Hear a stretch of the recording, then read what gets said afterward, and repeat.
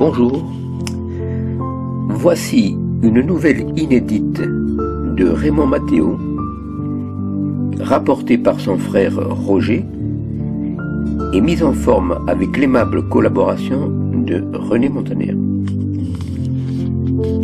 Elle s'intitule « Une partie de pêche en mer mal partie ».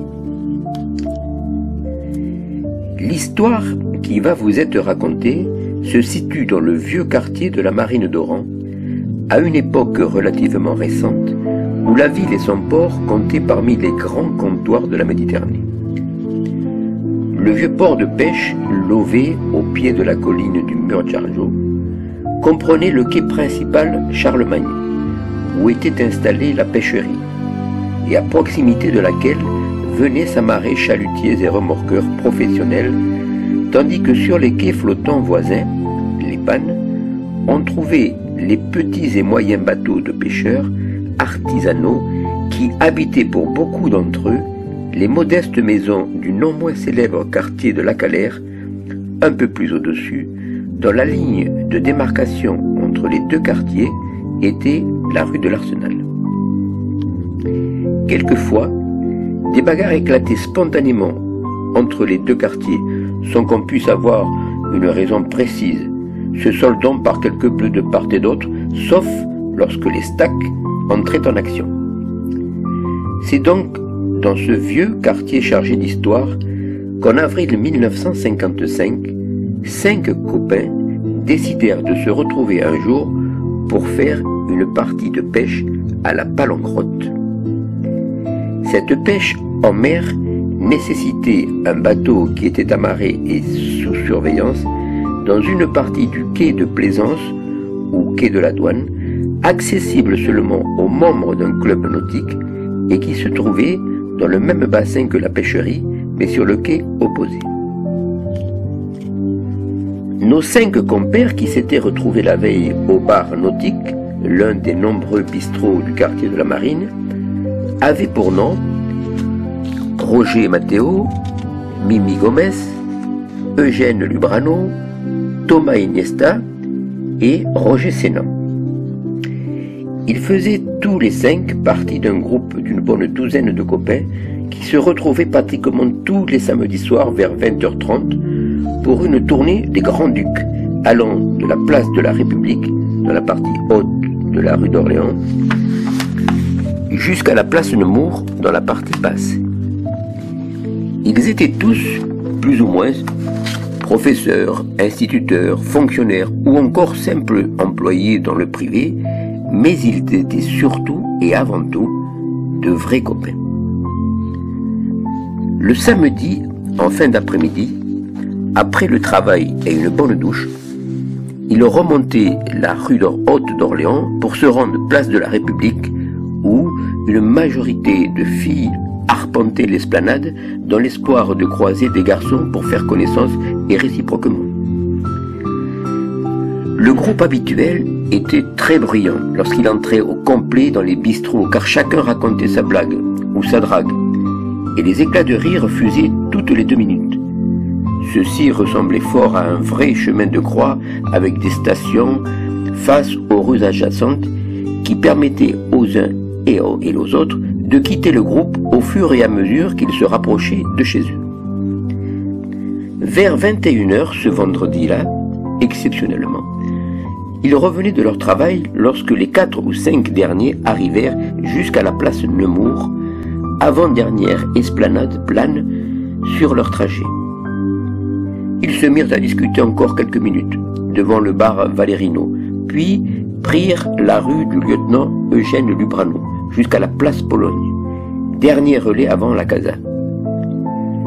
La conversation se poursuivit avec des éclats de rire sporadiques, amplifiés par l'effet de caisse de résonance de la petite place Pologne, ceinturée par des maisons de 2 étages, et c'est à ce moment-là qu'une fenêtre s'ouvrit au rez-de-chaussée et qu'Herminia, une dame d'un certain âge, les abreuva d'une bordée d'injures en espagnol, les traitant de sinvergüenza, sans vergogne, parce qu'ils allaient réveiller avec leurs tonteries, leurs bêtises, son mari pêcheur qui devait se réveiller à 4 heures du matin pour aller poser des palangres et des nasses qu'il fabriquait en pleine mer.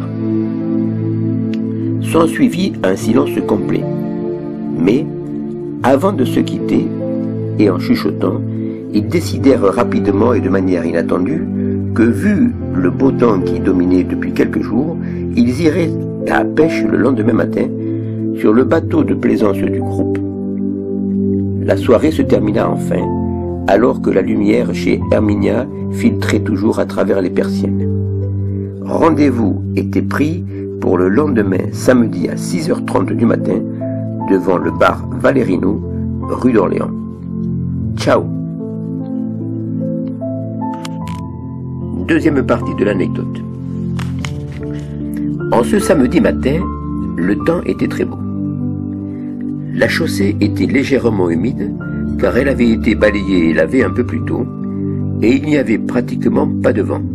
C'était un temps idéal pour la pêche. Les deux premiers compères arrivés devant le bar d'Orléans se mirent à se raconter leurs soirées respectives de la veille et commencèrent à pouffer de rire tandis que les deux autres arrivaient. Puis, tout le monde se mit en route pour le port. Chacun trimballait son casse-croûte dans un petit panier. Baguette de pain frais de chez Dias, longanise ou saucisson, pâté, boudin de chez Nenica, fromage, vin rouge ou rosé de Mascara, pris chez Alonso, et même un petit dessert dans une pâtisserie rue Haute d'Orléans, tout en sachant très bien qu'ils iraient ensuite déjeuner chez eux vers 13h, où le traditionnel poulet rôti du dimanche et la tarte aux pommes maison les attendaient. Donc, ils prirent ensuite le chemin le plus direct en descendant la rue Basse d'Orléans, passant devant chez Manou, mais ne pouvant pas acheter les colorants car il était encore trop tôt.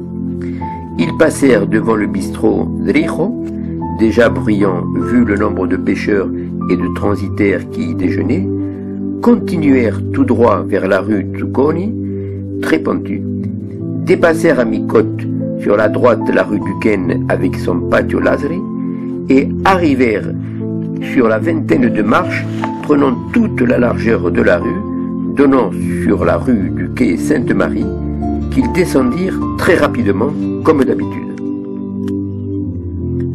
Après avoir atteint et traversé cette rue assez fréquentée par toutes sortes de véhicules, ils accédèrent au quai Charlemagne par un double petit escalier.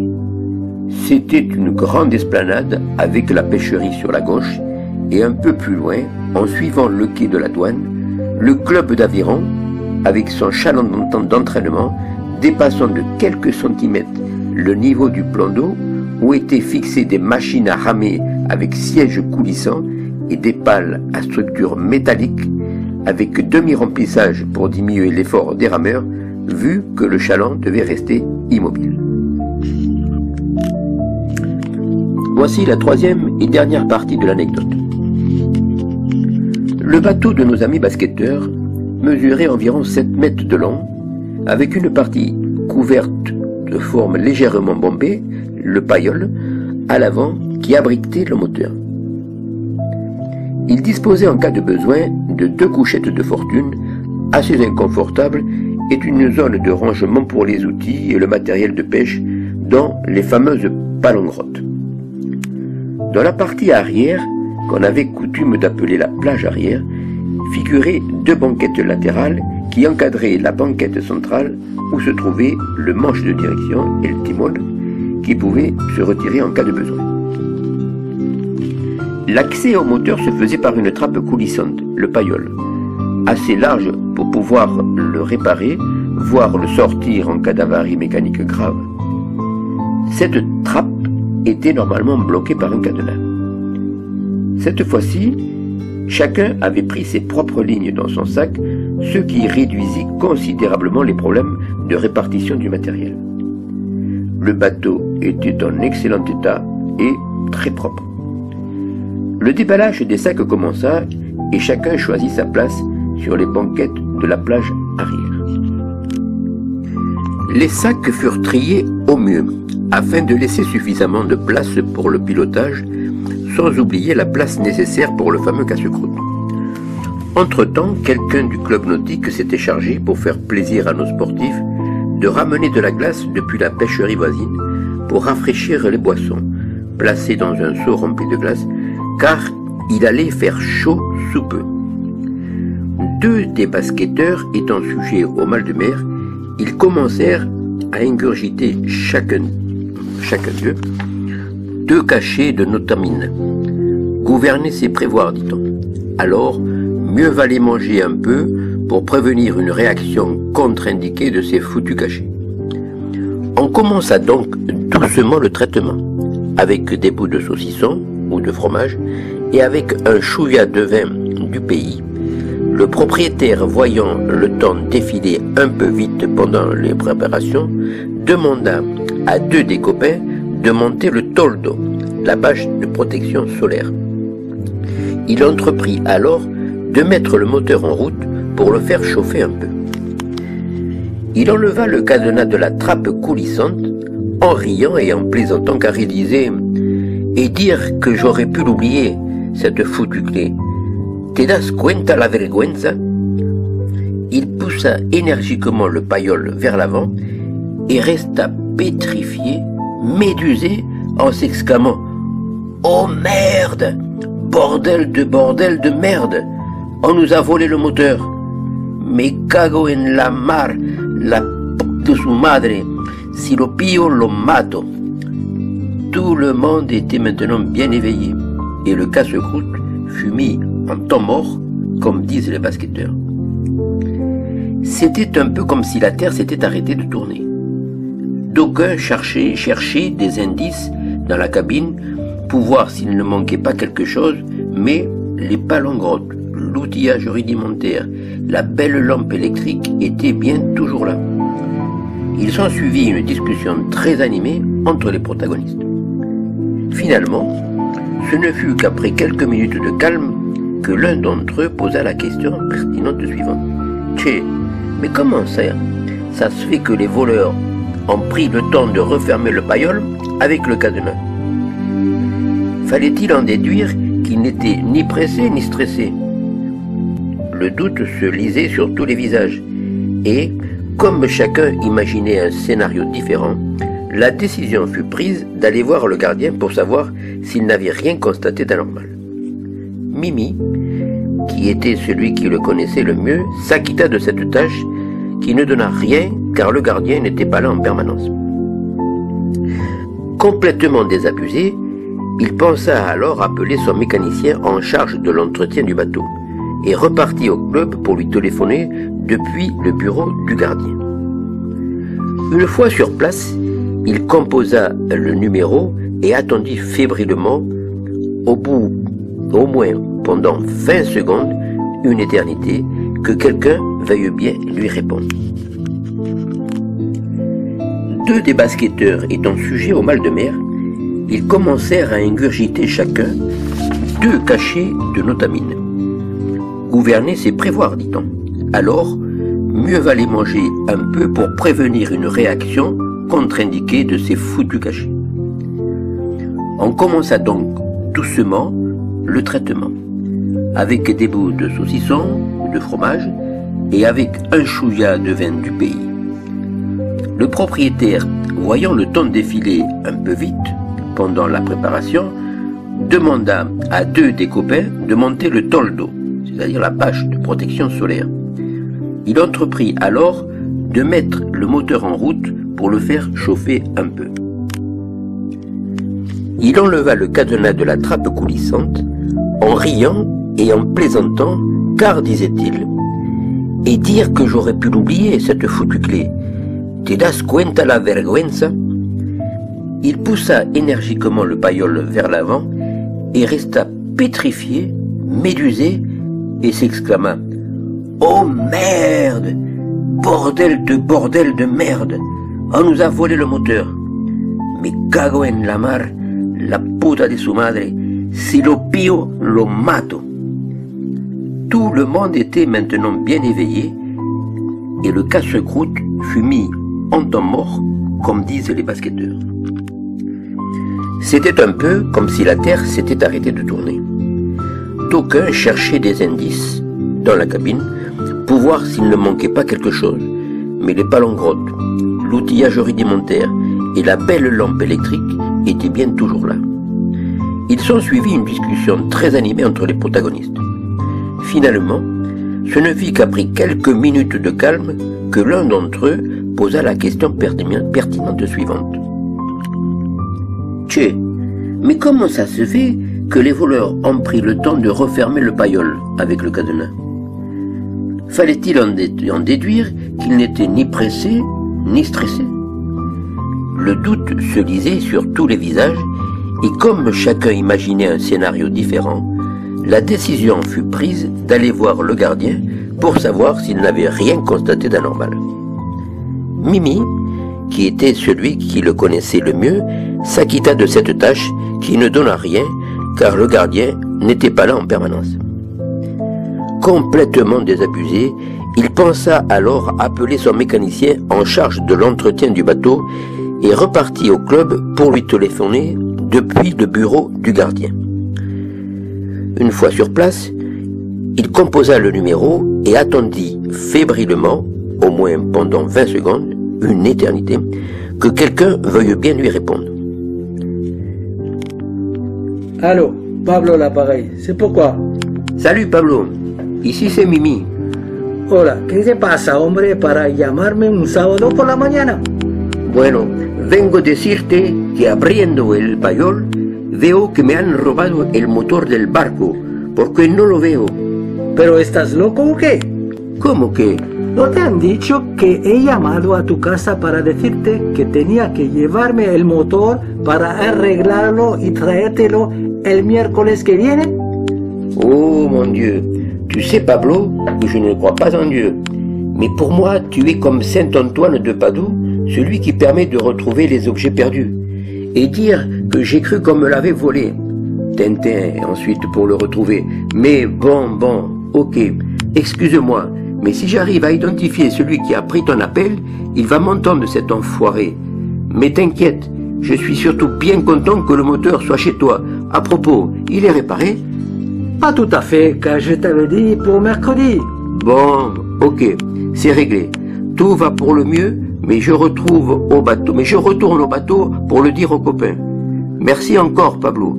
Et même si je ne crois pas au bon Dieu, je suis quand même un peu comme Saint Thomas, je crois que ce que je vois. Muchas gracias, Pablo. Passe une bonne fête.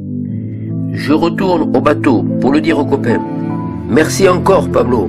Et même si je ne crois pas au bon Dieu, je suis quand même un peu comme Saint Thomas, je crois que ce que je vois. Muchas gracias, Pablo. Passe une bonne fin de semaine et à mercredi, si Dios quiere. De retour sur le bateau, Mimi ne savait plus comment s'y prendre pour expliquer ce qui s'était passé. Il essayait de finasser dans la réponse qu'il donnait, mais les autres avaient déjà compris et commencèrent à se tordre de rire avec les expressions bien connues comme « Che, que burro »,« trafaya »,« cataplasma », etc.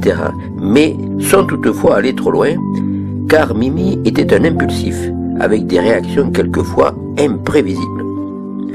Après tout ça, il était presque 8 heures du matin et normalement, ils auraient dû être sur le lieu de pêche depuis 2 bonnes heures au moins, juste à la hauteur de Canastel.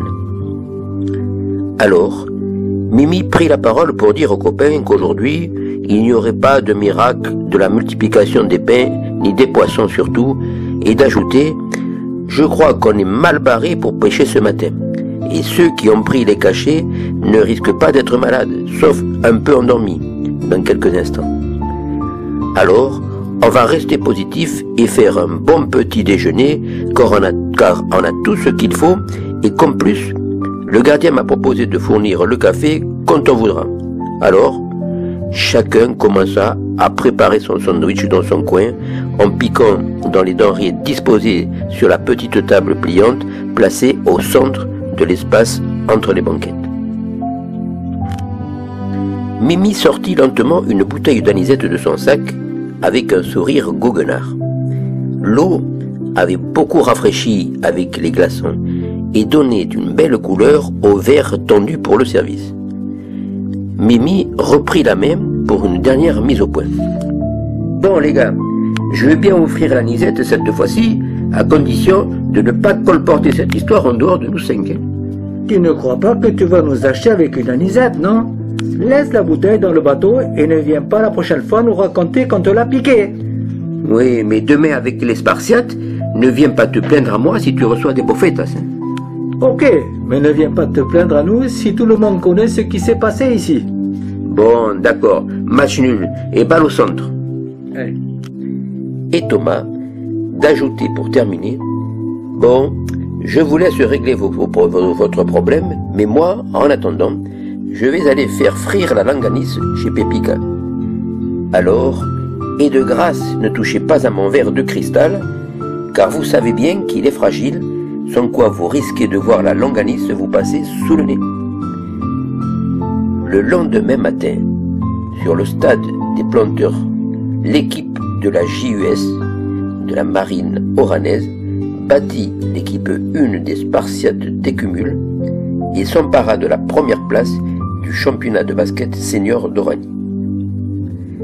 Voilà, l'histoire qui vient de vous être racontée dormait en eau profonde du bassin du vieux port de la marine oranaise. Il y a fort à parier que toutes celles et ceux qui la liront prendront autant de plaisir à la découvrir que Raymond, l'enfant de la place Pologne, en a eu à la faire remonter en surface au bout de sa palongrotte. Avec son copain René de la place Pébert, qui a participé à la mise en ligne, il voulait vous faire partager ces poissons rares qui ne peuvent s'attraper qu'à bord d'un bateau de pêche encalminé le long du quai de plaisance du vieux port oranais.